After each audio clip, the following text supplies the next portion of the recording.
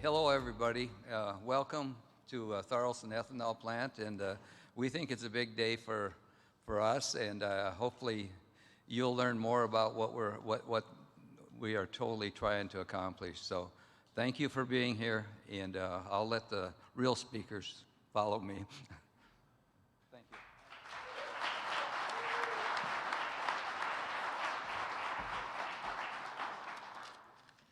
Thank you, Gary. Wow, today it's a great day for America. It's a great day for North Dakota. It's a great day for farmers. It's a great day to be living in a state that prioritizes innovation, not regulation.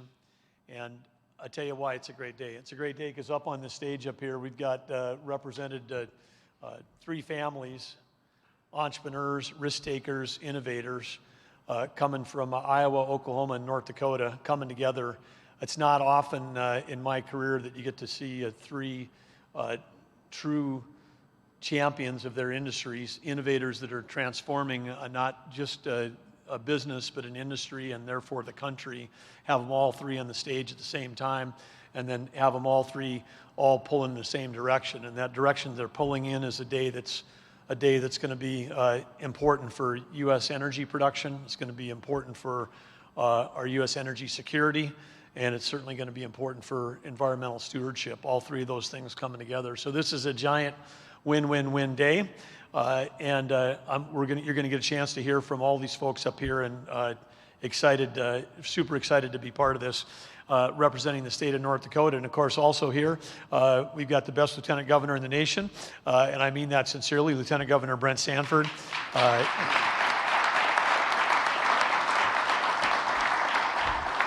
There isn't a piece of economic work that we're doing that involves ag and energy that Brent's not shoulder to shoulder involved on, and the wins we've had in the last 18 months have been remarkable, so I appreciate that. But working with him, of course, is a bunch of great state legislators. We've got a number of them here today.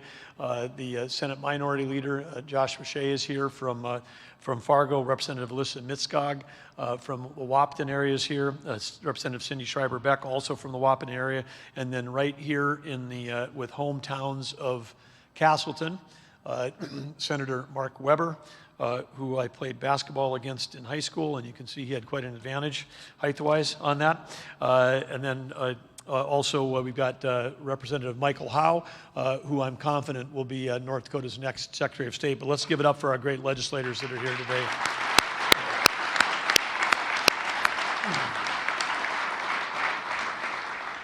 And then also got a number of people here from Team ND that have been helping on this, and I want to give a shout out to all the folks from North Dakota Department of Commerce and others from the Governor's Office and Commissioner James Lehman. They're they're fighting every day to try to help move North Dakota. We've got a goal of having the highest GDP per capita of any state in the nation, and projects like this are going to part of what's going to help us get there.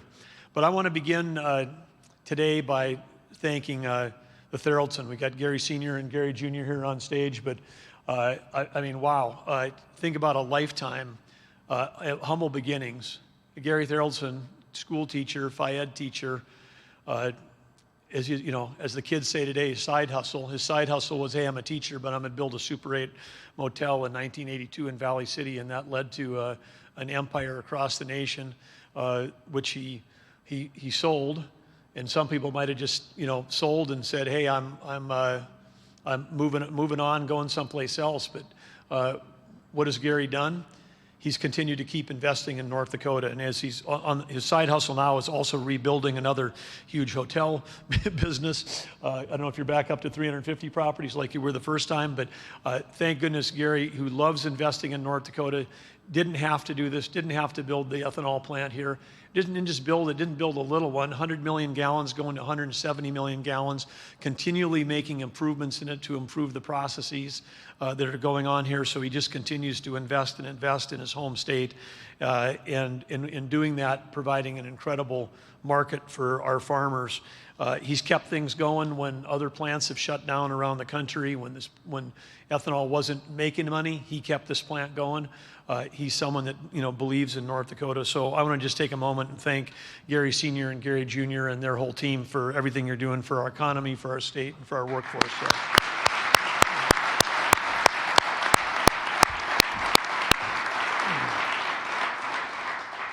And then, of course, part of the big announcement that we're making today is getting a boost from, we like to adopt him as I know Oklahoma claims him all the time, but North Dakota, we love Harold Hamm.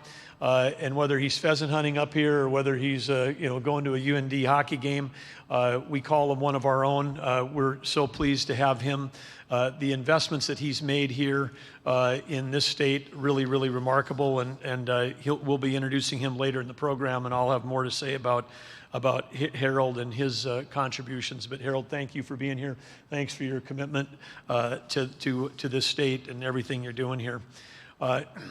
As you may all know or recall, that last May, Brent and I put out the goal for the state to be first state to be carbon neutral by 2030. There was, some shock when we said those words, but it was like 29 minutes into a speech at a petroleum conference with 2,500 people there. The first time people have been back since COVID, and I think everyone's excited to see each other. They're all talking. I'd spent 29 minutes talking about no mandates, no regulations, and then I said those words, and then the whole room went quiet because I think people didn't quite grasp right away what we're talking about. But we know that we have an opportunity without mandates, without regulations, to be the first state to do that, and part of that is because of the incredible geology that we have would allow us to store all the nation's CO2 for the next 50 years. But that's why when we made that announcement, one of the first things we talked about was Summit Carbon Solutions Project. This is super innovative and super practical and super strategic for the country. But Summit is now partnering with more than 31 biofuels plants, including the Tharaldson plant, as part of this announcement here today across the 5-state region, so Iowa, Nebraska, South Dakota, Minnesota, and North Dakota.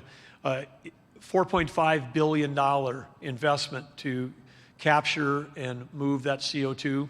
And people may say, hey, this thing is a new thing. We've been capturing CO2 in North Dakota since the 1980s and putting it in a pipeline and shipping it up to Canada. So we know a little bit about CO2 in North Dakota, but this is going to be the largest of its kind. This project's going to have the capacity to capture and permanently store over 12 million tons of carbon dioxide every year across that 2,000-mile pipeline network. And I think one calculation, that's like taking 2.6 million cars off the road. But let's just take a look at a short video and learn more about this exciting project.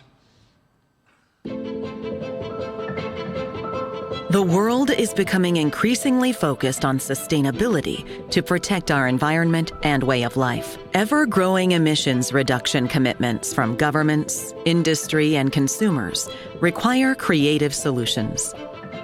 Summit Carbon Solutions is leading decarbonization by partnering with more than 30 ethanol facilities in the upper Midwest to capture, transport, and permanently store their CO2 emissions, cutting their carbon intensity in half, enabling them to produce a net zero carbon fuel by the end of the decade. Driven by growing markets for low-carbon fuels, combined with additional incentives, this is a unique opportunity for biofuels and agriculture to drastically improve their sustainability and carbon footprint.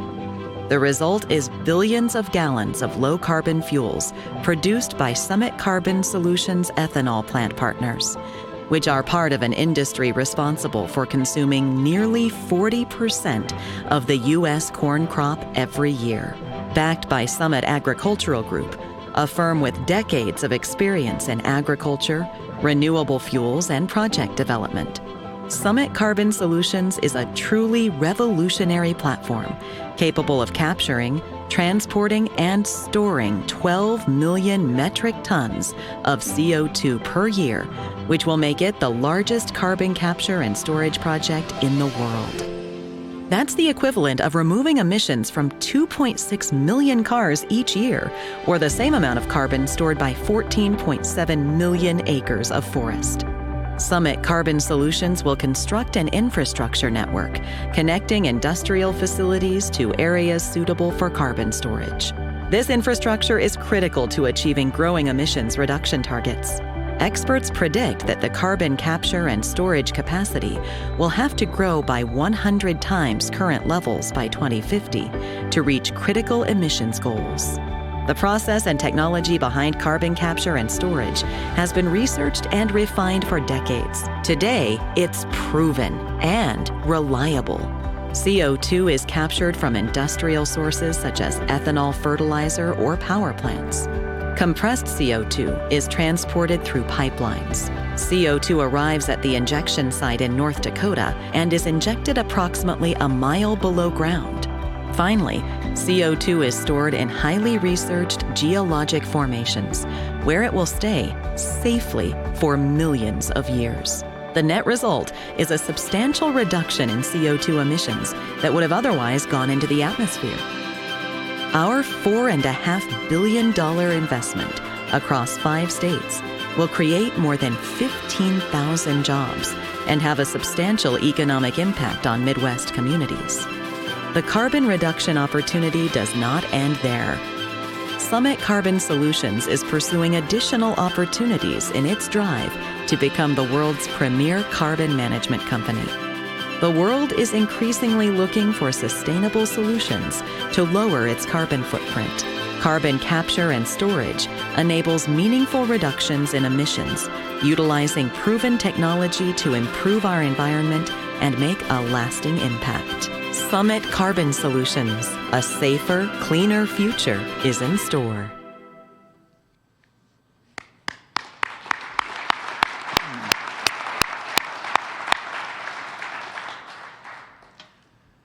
Great video, Summit team, for putting that together.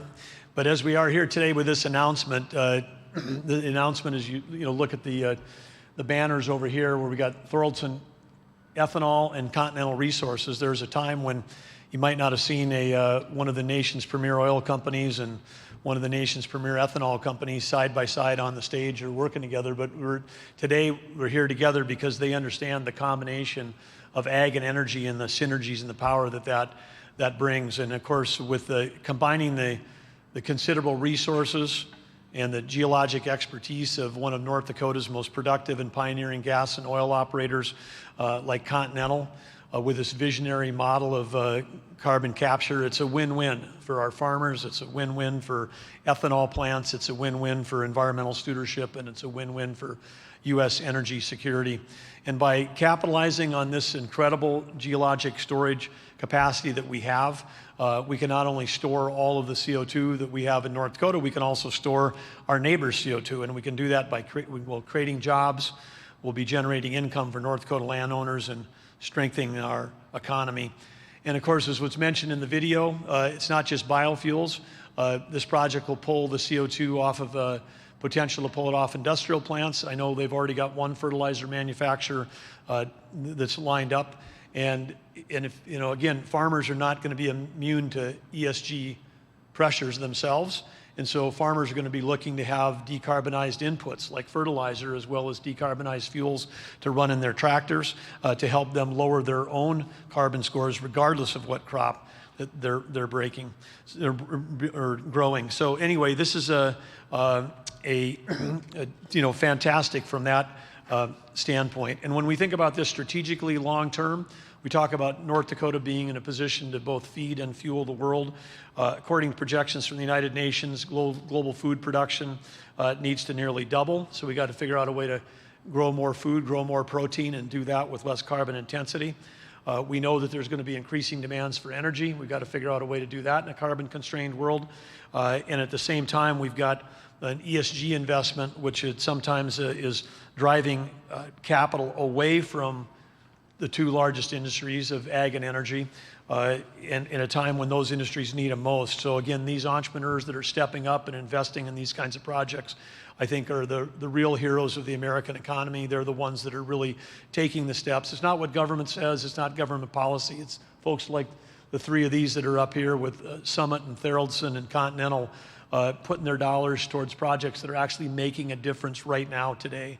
And with the current situation that we have going on in Ukraine, it should give us all renewed awareness of the essential need for U.S. energy security, U.S. energy independence, U.S. energy dominance.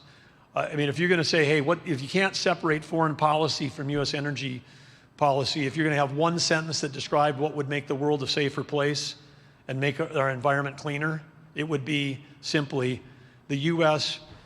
should sell energy to our friends and allies versus buy it from our enemies. That's all you would need to know. If you just followed that mantra, you'd be in great shape. That's not what we're doing today. We've got 500,000 barrels of oil stuck in the ground in North Dakota. Federal government is blocking federal leases again yesterday. They're $30 million barrels of release from the Strategic Petroleum Reserve announced last night. That's 3 days of U.S. production. That's 30 days of North Dakota production. The markets went up last night in terms of price of energy, not down on that announcement. So there's a disconnect between U.S. energy policy right now and reality. And in part of what the ESG driving all that is about the environment. Nobody produces energy cleaner and more efficiently than U.S. producers. People like Continental. I mean, there is no EPA in some of these countries where we're asking them to increase their production to help keep prices down at the pump. So if you believe in not just U.S. energy security, and you believe in a stable and peaceful world, and you believe in the environment, then you should be pushing for energy production in the U.S. and energy production like this with innovation that decarbonizes. This is our fastest way forward as a country. So this is I don't want to overstress the point, but this isn't just a local announcement about some capital going into a CO2 pipeline. What's happening right here should be the tip of the spear of entire U.S. energy policy that would help us build a safer world. So again, I'm super grateful to everybody that's here on the stage, because they're the ones that are actually making it happen. They're not talking about something else, they're actually doing it. So grateful for that. But back in the here in North Dakota, we've not been standing still either, because you wouldn't have $4.5 billion of capital coming in a pipeline in North Dakota if you didn't have a stable tax and regulatory environment where when you got to the end of the pipeline and you show the picture of the CO2 going into the ground, that you knew that you could get a permit. Because in today's world, every pipeline is maybe it's life or death, depends on who's in the White House and who politically is going to issue an executive order. But on this one, they know when they get to North Dakota, we're the first state to achieve primacy, meaning we can permit a CO2 well, not the EPA. We can do that. We also, with the legislature, put together the environment where all the landowners get compensated in a unitized area. They all get paid when the storage is happening 7,000 feet below ground. So it is we've got the right environment to allow these projects to happen. And again, we also signed last year working with the legislators, Senate Bill 2152, which added geologic storage of carbon dioxide to the sales and use tax exemption, which could directly support this project. And so again, other things that also happened was the creation of the Clean Sustainable Energy Authority just last year. That's historic. The ag diversification, these are all great projects with Brent certainly was helping champion with legislators. We did the first round of grants just a few weeks ago. The first projects from that first grant round for Clean Sustainable Energy Fund will sequester over 18 million tons of carbon. That's 31% of our state's annual production. So again, well on the way, but we're positioned to lead the world. There's going to be a whole new industry about carbon markets. North Dakota's in a position to take that lead, usher in a new phase of economic development. It's one of the reasons why we've seen over $30 billion of projects approach North Dakota. But this one is just fantastic, and I want to just thank Summit Carbon Solutions, their leadership, Continental Resources, Theraldson, all the people that are investing in this thing to help make this thing really go. And it's my pleasure right now to introduce the founder and CEO of Summit Agriculture Group, Bruce Rastetter. Bruce is another incredible entrepreneur, another incredible person of humble beginnings. Grew up on a 300-acre farm in central Iowa. Started out in the feed management business before moving into pork production and then renewable fuels. But as the founder of Summit Ag Group and now the CEO, this is a huge organization with operations across the United States and North and South America. I know when I was communicating with last week, he was down working on a project in Brazil. And Bruce, of course, we have another thing that we had crossed paths before, but we didn't know it. In 2016, Bruce and I were in the same place at the same time. He's a graduate of the University of Iowa, so he was there for what some might describe in Iowa as a heartbreaking 2-point loss to the NDSU Bison. Some of us that were there remember it otherwise, but it was a fantastic field goal as the time expired. And so I guess, Bruce can understand. He knows a winner when he sees one, and maybe that's why he's up here in North Dakota. But please welcome Bruce to the microphone.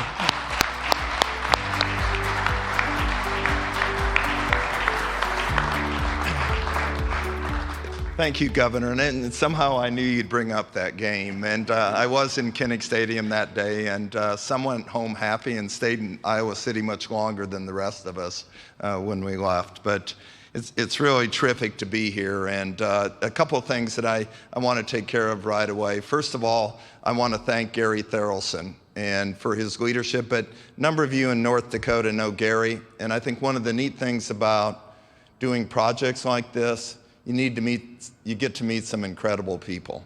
And all of you in North Dakota know that he's an American success story who happens to be from North Dakota and continues to give back. And so as we thought about this project and wanted to make sure that we had the flagship plant in North Dakota to be part of our process and project, knowing Gary is progressive and thinks a little bit out of the box, and thinking about this plant, and today when I was coming up here, and I asked Ryan Thorpe and Ryan Carter, how much corn production was here when Gary decided to build this plant? And Ryan, you didn't know the exact number, but you know today there's 5 times the corn production here than what was there then.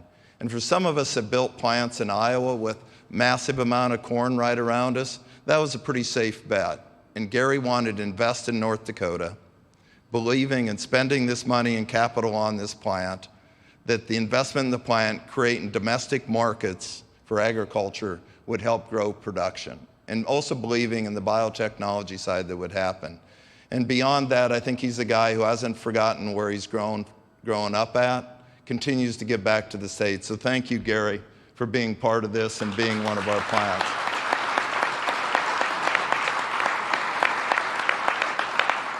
And I also want to mention that in thanking Gary publicly for being one of our initial investors in Summit Carbon Solutions in our fund that has got this started and spearheaded. So thank you for that as well, Gary. So Governor Bergen, the first time we came to North Dakota, we'd heard a little bit about you because we happen to have someone from Castleton here, a Peterson, that Gary Bergen knew real well, that had worked for, his mother had actually worked for you in Great Plains. And so I think that helped us at first in talking about North Dakota and how we do business and how we'd go forward. But I remember the first meeting with Governor Bergen in his office with our group, when his first comment was, if you're going to do business right in North Dakota, we will welcome you. And our assurance to him is that we're going to do business the right way. We understand agriculture, we understand farming, tile, we have respect for people's property and land, and we want to make sure that we all do a project that we can be proud of. And I think that was your main concern. You understand the geology, certainly what he just ran through, he understands it better than anyone and the opportunity for this state. But also we have an opportunity to do a world-class project here that can be a model for the rest of the world, and that's our commitment to him and the 31 ethanol plants, including Tharaldson, and the 20 companies that are our partners in providing CO2, and a number of those plants are also investing, and they're here today as part of the project with the belief that this gives biofuels a future that's desperately needed in terms of a world demanding more sustainability. So I think a couple things, and I'll try to be brief with this because I know that there's speakers yet to come, but as I thought about today and thinking about agriculture and the opportunity, and a number of us that grew up on small farms and in rural areas, including Harold, that is here today, I can't help but think about growing up on that small farm and our parents encouraging us, as agriculture has in the U.S., to produce more with less. That how do we get better, more efficient at what we do every day? And that's really been the history of ag in embracing science and technology to create a better world of greater food production on the same acres, or greater protein production, whether it's beef, cattle, and genetic improvement that's clearly happened in producing more beef in this country with less cows. And because of that genetic improvement that North Dakota has also been a part of, and Iowa has as well. So as we think about that, using science and technology and embracing that to create greater food production with food, fiber, and then through innovation, and this plant's a reflection of that, energy alongside of it. So food, fiber, and energy, and oftentimes we think about that makes everything more sustainable. So in today's world, you know, there's new phrases everyone uses on decarbonization and lowering your carbon score, but in effect, that's what agriculture has done for our whole lifetime and beyond, to be able to feed a growing world and help provide energy from that as well. That when ethanol started in the U.S. in 2002 and 3 in earnest, we produced 9 billion bushel corn crops. And at that time, North Dakota did not produce a lot of corn. Previous to that, had produced other crops other than even soybeans. And because of that investment in agriculture, now North Dakota not only produces soybeans, but a significant corn crop, and will continue to grow with that, in providing the nation today as part of a 15 billion bushel corn crop that grew from 9. So if you think of how dramatic that is in the last 20 years, and this project will take and lower the ethanol plant's carbon score in half. So if you think about carbon scores started out about a 99, and we had it on the sheet, and through the innovation and technology, they've continued to lower down to about a 55. And this project, in one single moment, will cut that carbon score in half. And then with the improvements that are going on in agriculture that we all know, increased yields, less nitrogen use, producing more with less and greater sustainability, that's how the plants long-term have an opportunity at net zero carbon.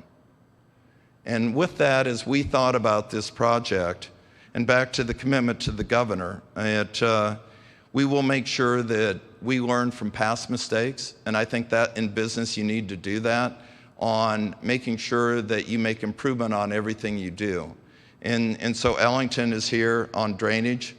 The company has, Summit Carbon Solutions has hired them to be on site the entire time that the pipe is going into the ground. Because we also know how important tile is, and in terms of farm productivity in this part of North Dakota as well, has been critical to improving yields and success for farmers. So we want to make sure we do things right. We'll long-term assure that we will fix tile the entire duration of the life of the pipeline. Not for 3 years. We will come back and we will continue to fix it in that easement, so farmers don't have to worry about who they're going to call and what they're going to do and how they're going to do that we think is really important in doing that. And also, I think the other commitment I gave to Governor Burgum, and him knowing that we farm as well as in Iowa, that we will sign the same lease at Summit Farms that any farmer does, and we have. We happen to have the pipeline going through one of the farms I personally own, so that same easement I've signed, and we're going to take that out to farmers, or if I wouldn't sign it, we shouldn't do it. And I think the other part is we think about this kind of project and the partners that we need. It's clearly alignment that you need to have culturally to be able to have success with great projects like this that are new, and there's a lot of moving parts. And so one of the commitments in discussions with the ethanol plant boards that we had is, one, we would see it through to the duration. We weren't just going to sign contracts and sell the company. We would want to make sure that we stayed for the long term, and that we would want to make sure that we treated farmers with respect. Because if you think about 40% of the corn crop in the U.S. goes to ethanol plants, and they're pretty important in their communities that they stay operating, and they want to treat farmers well and have a good reputation. The other part that we assured them of is that we would be careful where our money came from in terms of additional fundraise beyond our fund to build this project. And so as we got introduced to the folks at Continental, and I don't have to say too much about Harold Hamm and Continental's impact on North Dakota. A number of you in this room know that his commitment, and standing with this state and staying with it through the time of embracing, like we do in agriculture, science, technology, and innovation, to create a pretty unique spot called the Balkans that the world now knows is creating a significant amount of oil that's really important to this country moving forward. So as we began discussions with Continental on this project, believing that oil, ethanol, and agriculture have much more in common than we have apart. The combustion engine is pretty important to everyone, I think, in this room and in the upper Midwest in terms of what we do, the communities, and for this country on energy production.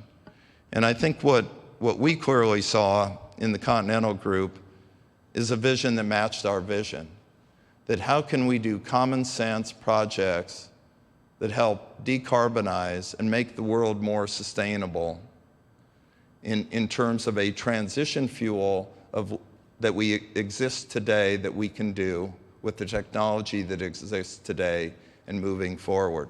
So I personally, and back to the people you meet along the way, and a number of you in the room have known Harold, as the governor said, has been an iconic guy in North Dakota for what he's done and what his commitment to this state was and to the country.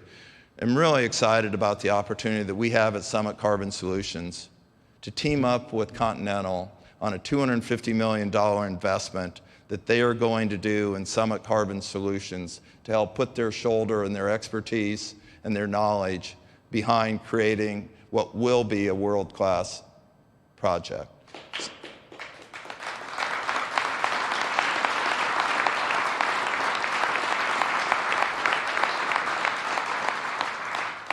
So with that, I'll turn it back over to Governor Burgum and look forward to meeting a number of you at the reception that we'll have immediately afterwards. So thank you.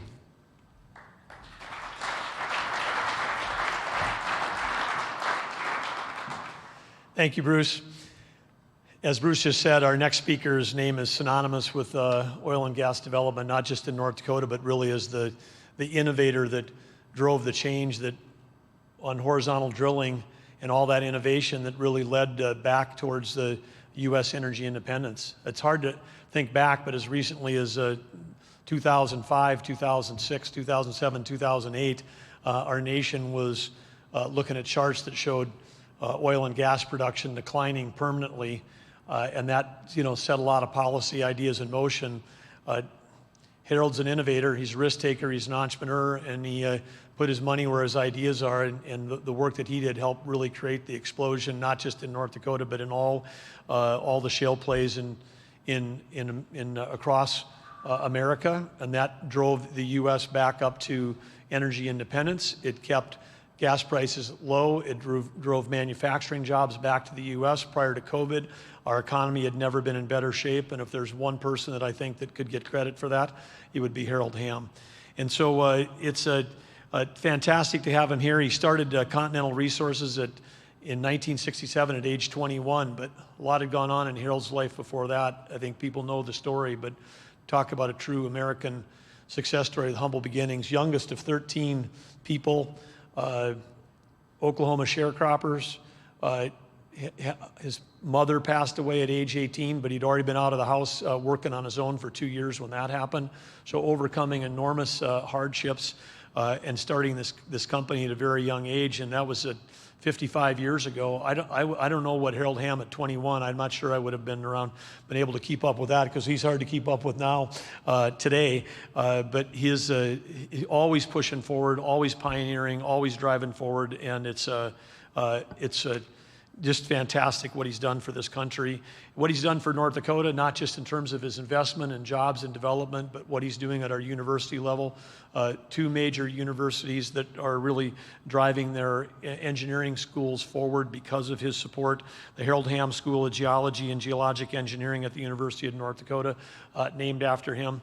And while I don't have the same, we've never had an opportunity to play Harold's University of Oklahoma Sooners in football, and maybe that's a good thing because they're a pretty good team down there. But we do like chasing excellence. The Bison at one point were chasing the longest record in the nation, 47-game win streak in a row. That was from 1953 to 57 with the Sooners. And then the Bison stopped at 39 wins in a row, and I think that was just because nobody ever wants to turn 40. We've had budget cuts. I have to write all my own material. So that just so you guys know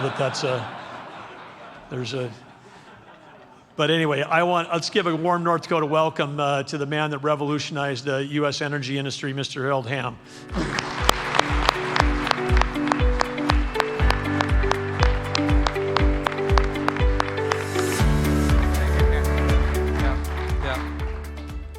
Well, first of all, I want to say that every day that you can come to North Dakota is a good day. So glad we're here, and it's a little breezy outside, and we kind of like it that way.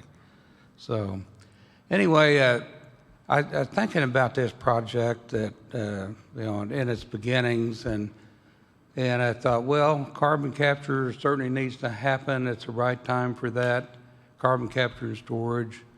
And so it kind of got my attention when Jeff Hume first brought it in, and started looking at that a little more serious. And first thing I said was, I want to meet the people. I want to meet the team behind it. I want to find out who they are and what they are. And so we flew to Ames, Iowa, sat down with them, spent a day, and talked to them through that day. And by the end of that day, I thought, wow, this team's a lot like ours. You know, they're real people. They know what they're doing. They're very specialized, high technology, good folks, good farm folks. You know, they're our type of people. So we came back and we started putting a pencil to it and see how it might work. And sure enough, I thought, well, it's slim, but it works. And we want to be part of that. The first thing is, it's the right thing to do. That was the first thing. And it had a lot of elements, that made sense to us. I mentioned the team, that was one of them. North Dakota, that was the next one. And Governor, you're right. This is the state, that makes this stuff happen. So that's another strong element. And the fact of our partners, oil and ag has always worked together. 55 years ago, I found that out when we drilled our first lease in rural America, working with the people in the field, people we was taking leases from and developing oil and gas. So oil and ag, that made it also work. We've worked for years with that combination. It's a good combination. And the team technology, I can't say enough about that. As Governor Burgum mentioned, we worked with technology. When nobody thought horizontal drilling would work, we broke the code, we did it. First the hard way, and then finally made it start getting a little bit easier. Nobody thought that would ever amount to anything. They thought America was on a terminal decline. Production was going down and would always continue. They didn't count on this thing called horizontal drilling and a renaissance that not only brought it back, it doubled production, reached new heights, and made America the leader in both oil and gas production. And the Bakken, that wasn't the easiest nut to crack. It was pretty tough producing the shale. Man, nobody could do that. And it wasn't easy. It took a lot of time, effort, and work. It's like 18 nearly dry holes, uncommercial wells in the beginning, and to get things turned around, make it start working. But our team did it, And, so we're not afraid to take on a challenge and carry it out. We think this is an awfully good project. We're very proud to be here and also very proud to work with North Dakota in this project and oil and ag. So thank you very much, and I'll turn it over to Bill Berry and let him talk a little bit more about the team. Thank you.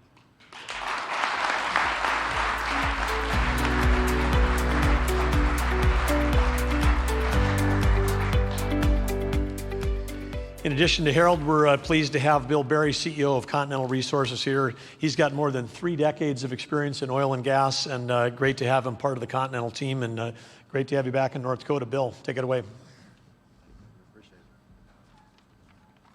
Well, thanks, and I appreciate the compliment of only having 3 decades of experience in the industry. You may be a lot younger than I actually am. So, but first, let me talk about how special it is to be here, and thank you very much for everyone coming, and especially thanks to Gary Tharaldson for hosting us here. This is a spectacular place to have an event like this. You know, for Continental, we're just really, really excited to have a chance to participate in this world-class, world-scale project. And you know, you think about world-class, world-scale, those are things that just don't happen. You know, it takes a lot of vision, and the governor talked a little bit about that, but let me build on it a little bit, and I'll particularly highlight a few things that have already been said. But I think it's real important to put all this in context and the story of how we've gotten here today. It takes vision, and the vision that the governor started, thank you very much, you know, what Senator Hoeven started by putting North Dakota in a position that I'll actually probably describe it as a paragon of excellence for carbon capture structure, for carbon capture regulatory environment anywhere in the world. I think this is a model that every government entity anywhere in the world should be looking to copy. So my compliments to you and the state of North Dakota for what you've done. This is just spectacular. And then, you know, building on that, the vision that you have from Summit, you know, from Bruce Radstetter, from what he and his just outstanding team, what they've put together in a very short period of time. Very thoughtful, very thorough, extremely well done. And the part that they probably done the absolute best on is anything like this takes a complement of people. It's a whole community that gets involved, all the stakeholders. And, you know, Summit has just done an outstanding job of engaging all the stakeholders to make sure everybody's interest is understood, is communicated with, and represented as we go forward with this project. So it's just a very special vision, I think, in putting this together to have this chance to talk about this project today. And then the third one, and I know people have already talked about it, but I'm gonna maybe build on a little bit, and that's the vision of Harold Hammond. As the governor said, you know, Harold started the company 55 years ago, you know, came to North Dakota with a vision that North Dakota was really a special place in a lot of different ways, and said he saw that there's an opportunity for North Dakota to play a role in the American energy preeminence. And boy, was he right. I mean, if you look at what's happened here, it's just outstanding. And it's because of a combination of things, good geology, but also surface side of aspects here. It's the people, it's the communities, it's agriculture, it's the government here in North Dakota that has actually made this happen. And a project like this, you know, fits hand in glove with who we are at Continental, because this is just going to continue North Dakota's role in that energy preeminence. So building a little bit on the story of Continental, it's pretty obvious for those of you that know us, you know, why we would be participating in a project like this. And it's been talked about, you know, by several of the speakers about our understanding of the geology, our subsurface capabilities. Yes, this company was built on strong geologic understanding, continues that today. Yeah, but as we look through things, and we're always looking at what should we be taking this company to, where should we go next? Yeah, we've had a lot of different strategic discussions, and one of which we have kind of an energy innovations group in our company that look at what are the things that we should be focused on, what are the things that we should be interested in. And there's some tenets that come out from that of what makes sense for a company like Continental. You always should play to your strengths, play to your core competencies. But looking at things, you know, you go and say, what's the framework of the world look like? And in the future, energy. if you look at the number one determinant of the quality of life of mankind, energy. In fact, if you look at the United Nations 17 goals of sustainability, number 7 is energy. The 6 before that actually start with poverty, none of those can be addressed without energy. And so that was the framework that we looked at, said that what's going to be needed out there in the world in any scenario. We quickly concluded the world needs all forms of energy, absolutely all forms of energy. There's 2 to 3 billion people in the world that are in some form of energy poverty. So it's up to us in the energy industry to continue to make sure that we can supply that energy. And so looking at what you do with energy and the parts of energy, clearly liquid fuels, the business that we're all in, is a key component of that. It's a key component today, it will be tomorrow, and it will be in the future. And a pillar of that liquid fuels is ethanol. And it's going to be absolutely a pillar today, tomorrow, and in the future. And so we look at what we should be doing then to manage being able to deliver fuel to the world.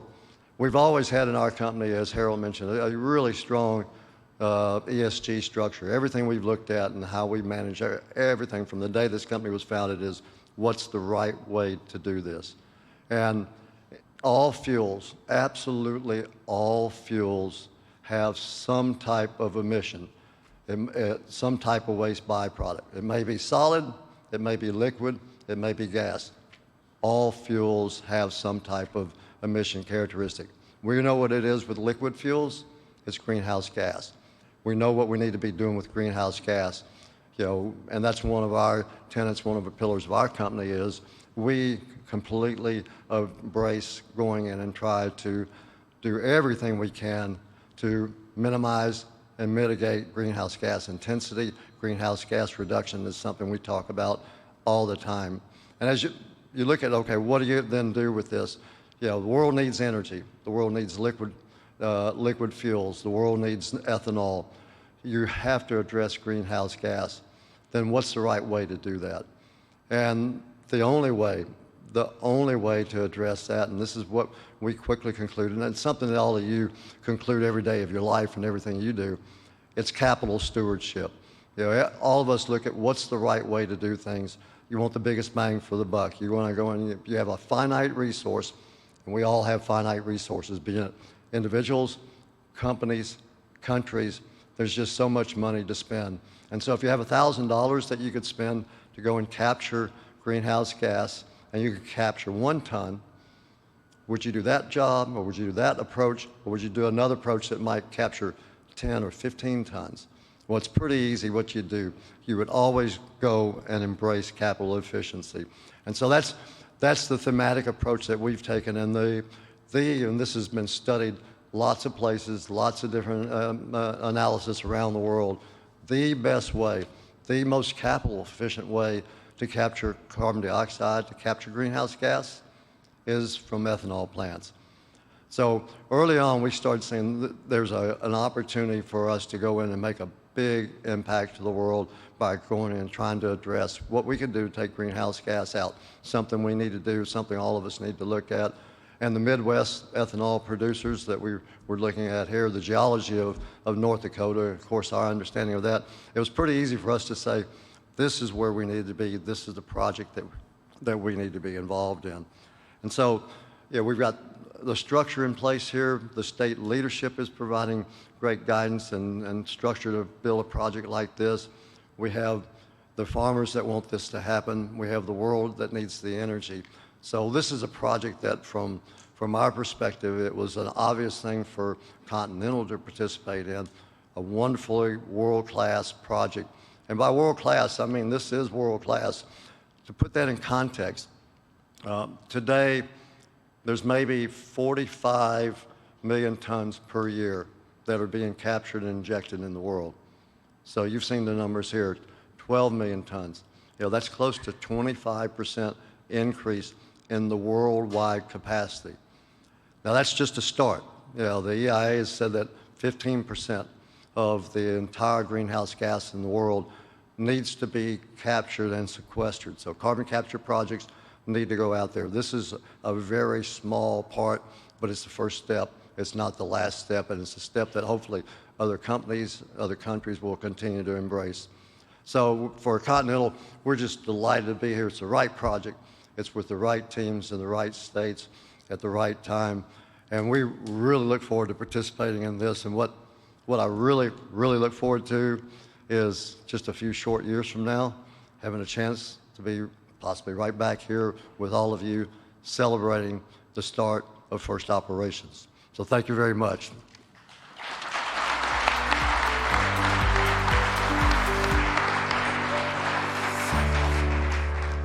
Thank you, Bill.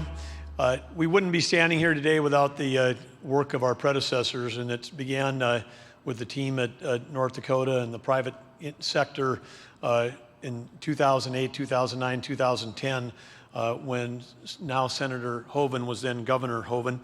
He's been a huge advocate for supporting carbon capture. He's been a huge advocate of the energy industry in North Dakota, and he's going to join us by video. Welcome to everyone who has gathered for this exciting announcement. I want to thank Harold, his team, and Summit Carbon Solutions for the invitation. It's a pleasure to speak with you today. This project by Summit Carbon Solutions is not only a major investment for North Dakota and the upper Midwest, but it will serve as the largest carbon capture project of its kind in the world. As such, this system will be a model for CCUS and will help demonstrate the benefits of this technology for reducing emissions from a range of energy sources. Moreover, it will enable our ethanol producers to access low-carbon fuel markets, providing an important source of revenue for the biofuel plants as well as farmers. And now Continental Resources gets to be a part of this important effort.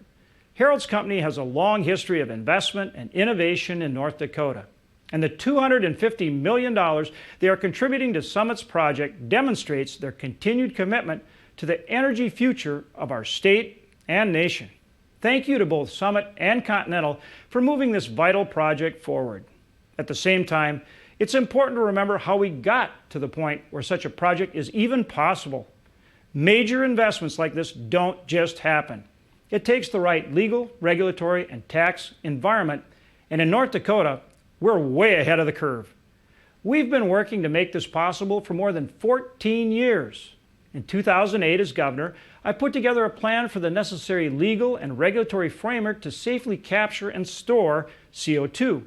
We took that plan to our state legislature in 2009 and passed it into law, creating the necessary regulatory framework for carbon sequestration.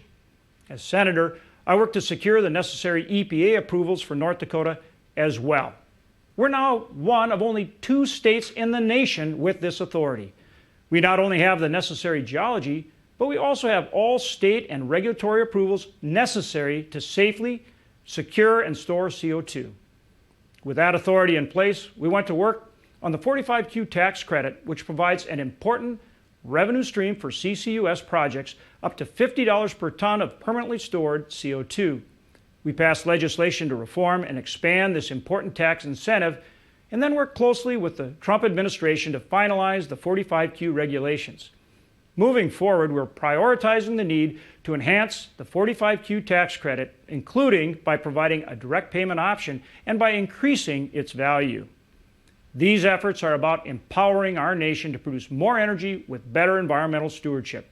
Thank you. Thank you again to all involved for helping advance this important priority, which not only strengthens our economy, but enhances the security of our nation. Best wishes, and God bless.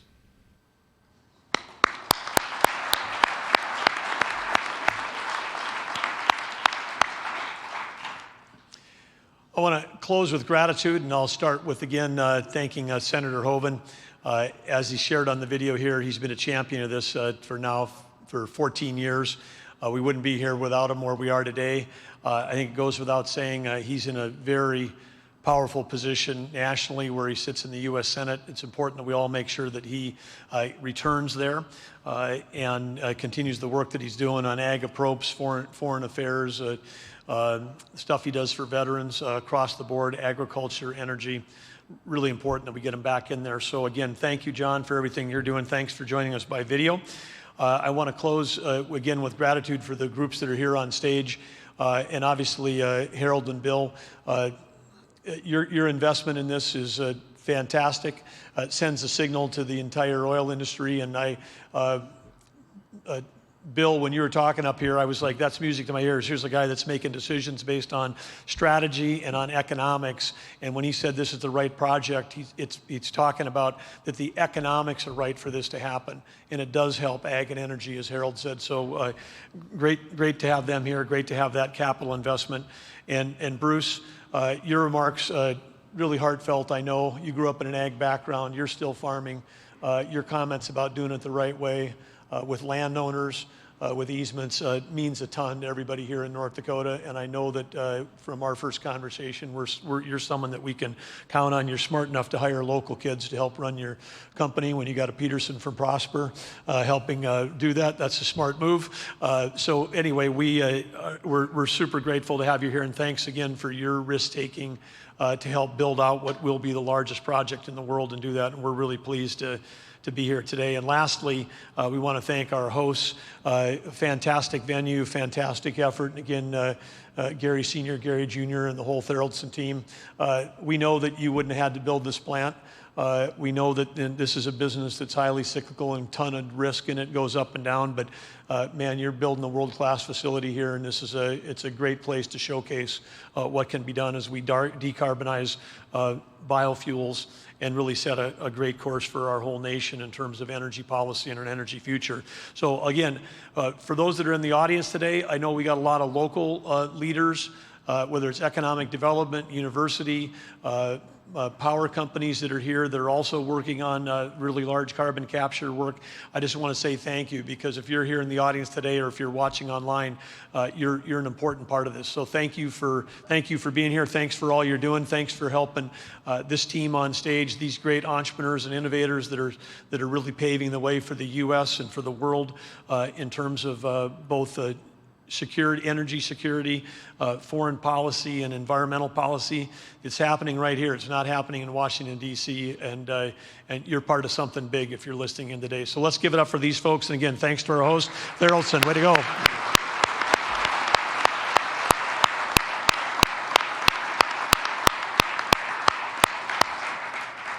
And Bruce, are you the host for the reception? Or is it Gary who's hosting? Everybody hosting? We all are? Okay, anyway, on behalf of all the hosts, stick around. The reception is going to occur right back over here. Thank you for being here. Thanks for tuning in. And have a great day. Way to go, North Dakota.